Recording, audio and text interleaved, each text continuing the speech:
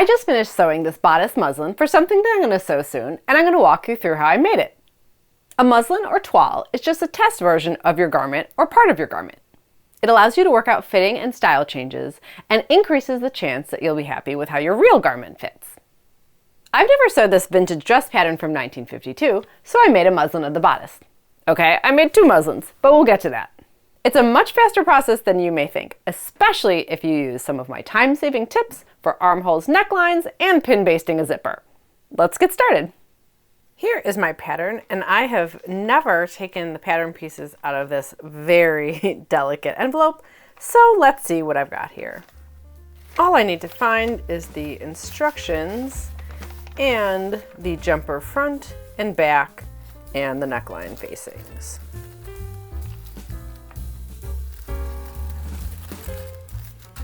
I do like the looks of the cut-on sleeve blouse, so I might have to try that sometime. Okay, and here are my pieces. I've got my facings and my bodice back piece and my very rough looking bodice front piece. Don't use non-archival tape on your pattern pieces. Even if I weren't already planning on tracing, which I am, I would need to trace this obviously because this is really in bad shape here. But if you're not, I will be tracing them anyway. And you can watch my tracing video to find out more about why I find this so important, other than the very obvious for this pattern piece. But before I get started, I need to think through any fitting adjustments I know I'm going to want to make on the bodice so that I can transfer that to those traced pattern pieces for my muslin before I even get started. I have 2 adjustments that I make on pretty much every vintage pattern that I sew, and that's to lower the bust dart and the waistline dart, usually about 1.5 inches, sometimes as much as 2 inches, and then to shorten the torso, usually about the same, about 1.5 inches as well. Also, this pattern is 1 inch bigger at the waist than my natural waist, so normally I'd want to take that in, but I plan to wear this over a top, so it might be okay. And that's a really easy adjustment to make after trying on the muslin, so I'll leave that for now. For this bodice, I plan to do a center back zipper, even though the pattern uses a side zipper, so I'll need to add a center back seam, which is easy. And at the time of filming this, I'm running a poll on Instagram to ask if I should use the bodice to make the jumper dress, like the pattern, or take the bodice and Frankenstein it with my favorite trouser pattern to make a jumpsuit instead. Looks like the jumpsuit is probably going to win, and if that's the case, I definitely am going to want to change the style lines of the back neckline. Because jumpsuits can be annoying when it's time to use the bathroom, but they're even more annoying when you have to contort yourself to do up a very high neckline zipper. If the zipper ends at a lower spot in the back, then I can just reach around and pull it up or undo it, and that'll make things so much easier. So my plan is to turn the back into a V shape as well. Another good reason to do muslin, obviously. And these are all the adjustments and modifications that I plan to make on my bodice pattern pieces, so it's time to get started tracing. Before tracing, I pressed the pattern pieces on the lowest setting. I laid a long ago retired, hole-filled vintage tea towel on my ironing board that I use for things like this, and pressed the pattern piece on the lowest heat setting using a silk organza press cloth that I use specifically for fusible interfacing and messy stuff like that. It's a new day. The Instagram poll has definitively voted for this bodice to be used as a jumpsuit instead of a jumper dress, and now I'm going to trace my pieces and make adjustments to the pattern before I cut out my muslin fabric. For the back, that included shortening the torso 1.5 inches and then adding a center back seam allowance and converting the back neckline to a somewhat low V-neck. I used the front vaguely as a guide and a hip curve ruler to give it a little bit of a curve like the front has. If you're changing a neckline, don't forget to add back in your seam allowance. It's possible I might decide later that it isn't low enough to easily reach back to undo the zipper for the jumpsuit, but I didn't really have anything to compare it to since the only bodice I can recall with a V back that I've sewed is much higher than that, so I'm basically just winging it here. That's another thing muslins are good for. When you're a perpetual pattern tinkerer like I am and frequently making drafting changes, it's great to do a muslin. Before I move on to tracing the front, I just wanted to look at one thing because this pattern has a very unusual arm side. It is super deep and really it almost is kind of like a little, forms a V here. And I assume that's because this is strictly meant to be a jumper. It's not meant to be a dress worn without a top underneath. So they probably want you to have roomy armholes because this top is a cut-on sleeve and that has some extra fabric in the armhole, so you need room for that. So I just thought, just to make sure that I'm not tripping myself up here, I would make sure that the dart is actually in, I don't know, the normal spot it would be for a regular dress pattern. So I'm going to compare it with this pattern that I sew all the time, Simplicity 4432. This is one of my favorite bodices. And in the process, you will see I discovered a little something interesting here. So I have this lined up with the seam line because this piece is cut on the fold. And it turns out that my darts for the bust on this jumper bodice are really only ½ an inch higher than the position where I had lowered the bust dart on Simplicity 4432. So that is unusual. I was expecting this to be a full inch to 1.5 inches too high. And if I had lowered it 1.5 inches, it would probably be way too low. So even though that seems a little bit strange to me, because these are both Simplicity patterns, I sew 1950s Simplicity patterns all the time. This is a little earlier than I typically use. This is 1952, and probably more frequently so mid to late 50s patterns. So I'm going to only lower the bust dart 1/2 inch, and we'll find out in the muslin if that was good. The back's done, and now on to tracing that very sorry looking front bodice piece. Aw, this poor sad front piece. Well, I just rolled my tracing paper right over it and did my best. Just like for the back, I shortened the torso 1.5 inches. And I only lowered the bust dart and waistline darts 1/2 inch. The muslin will tell me if that actually was enough, and if the torso length change was good or not too. And I have my bodice pieces traced. I'm not going to worry about the neckline and armhole facing pieces just yet. This pattern has all-in-one facings, so the neckline and armhole facings are one piece together. I'll definitely have to redraft the back facing piece since I changed the neckline to a V. And I don't know yet if I'm going to need to redraft the front facing. It's entirely possible, and probably likely, that I'll need to change something with the armholes or the neckline on either the front or the back. So it makes sense to just leave off the facing pieces for now when I do the muslin. You'll see how that works when we're assembling. But first I need to cut out the fabric. I just used the cheapest muslin fabric I can find, and I think this is typically called calico in the UK. I do tend to keep my successful muslins, though for larger pieces like skirts or coats, I'll often cut them up and reuse them for smaller muslins. I'm ready to pin together and sew my muslin. So I'll sew all my darts first, and then the center front seam. Now remember, I didn't worry about the facings here, and the reason for that is because instead of adding the facings in the muslin process, I'll just instead baste along the seam line for both the armhole and the necklines, and then clip and turn those seam allowances to the inside. It's a faster way of trying on the muslin, particularly helpful if you think you might have to do multiple muslins, which sometimes happens. So it's just a faster way to get through the whole process, get to the fitting things that matter, and not worry about those facings yet. I always pick random thread for assembling muslins, and I use bright or dark colors so I can see the thread easily.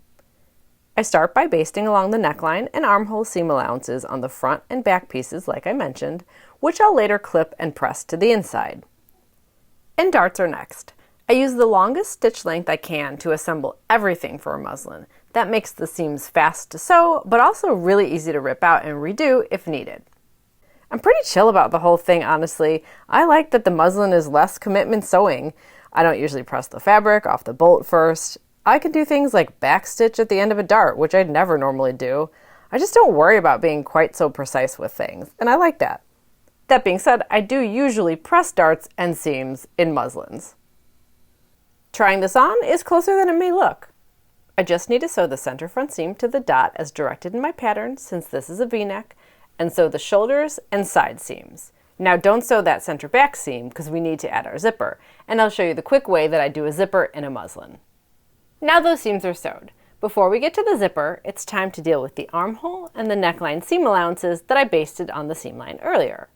I clip the curves, like along the armhole here, and then I just press those seam allowances towards the inside.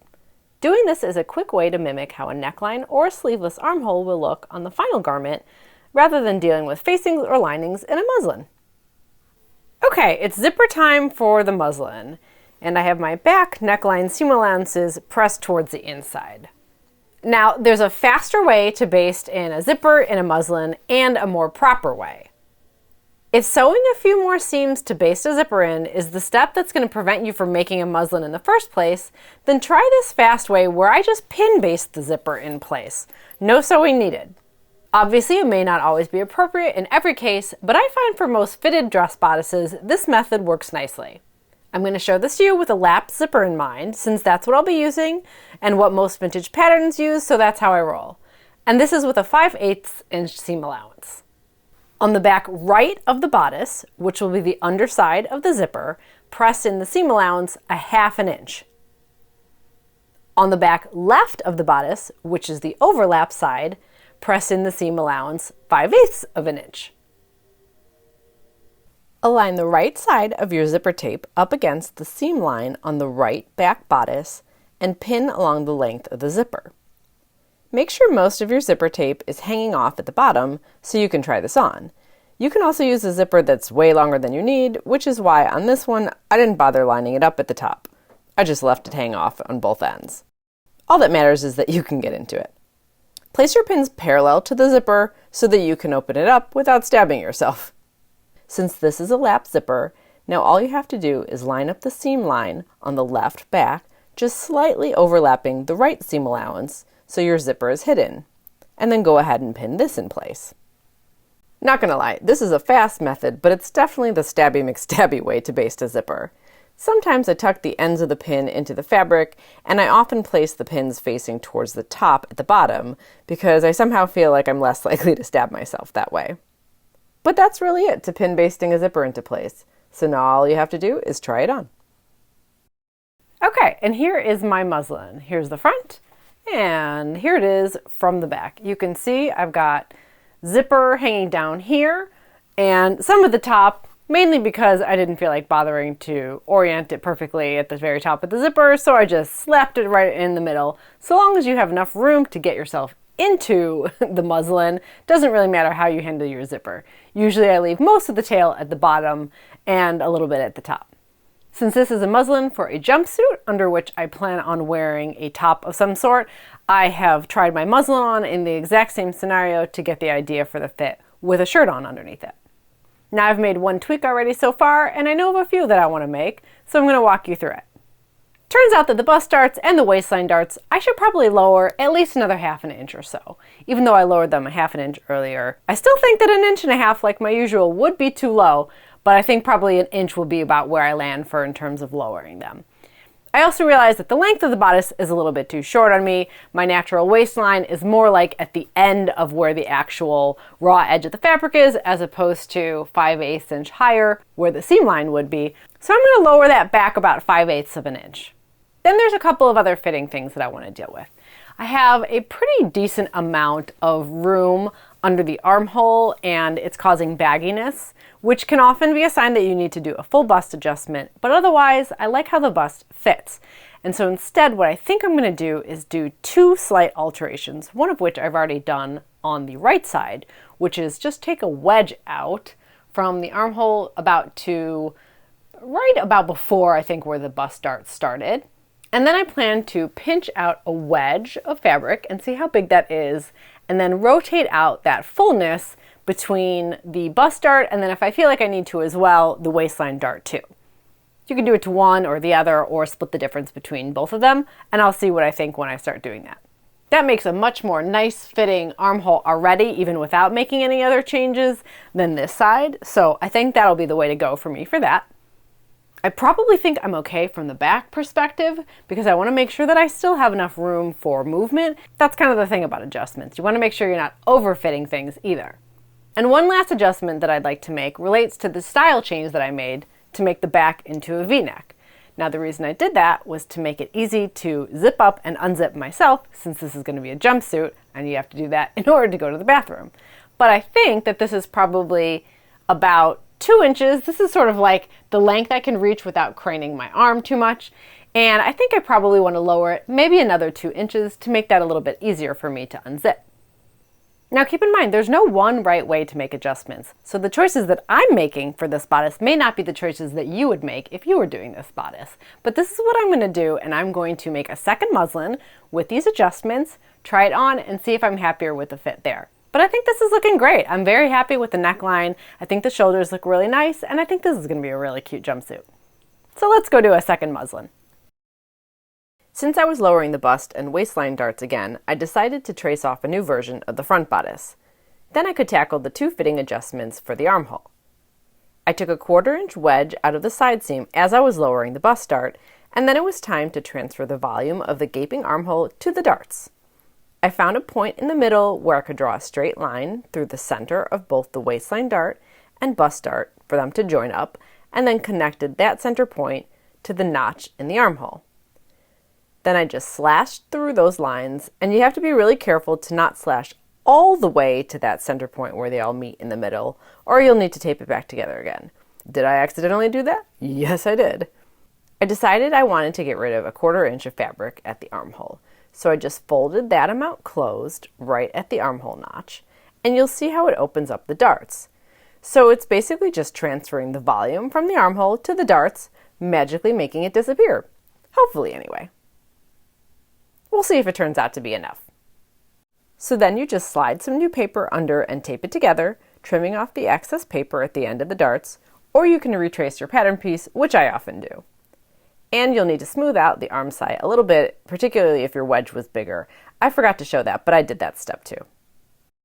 For the back, I made adjustments straight onto the first pattern piece that I cut out and didn't bother retracing it, since all I was doing at this point was lengthening the back bodice again a little bit and lowering that center back neckline. Now I told you I was going to lower it 2 inches at the center back, but what I wrote down was 1.5 inches for some reason, so that's what I did. I'll find out shortly when I try this on if it was enough. Of course, you don't need to do another muslin if you feel confident in your adjustments, or only need minor tweaks that you don't feel like you need to see a test version of again, or you just don't want to. But if you're making more changes, or your muslin fits really badly, and believe me, I've been there, or you just aren't sure about things yet, then you might feel safer doing another muslin to make sure you're happy. And with my time-saving shortcuts, muslins are so fast and easy to sew up, you'll be trying it on in no time.